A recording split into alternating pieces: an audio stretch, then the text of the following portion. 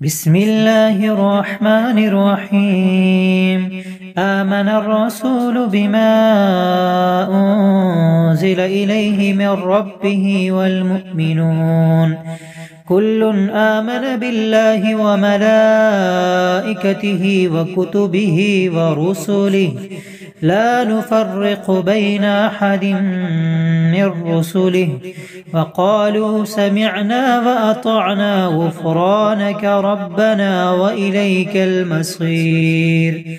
لا يكلف الله نفسا إلا وسعها لها ما كسبت وعليها ما اكتسبت ربنا لا تؤاخذنا إن نسينا أو أخطأنا ربنا ولا تحمل علينا إصرا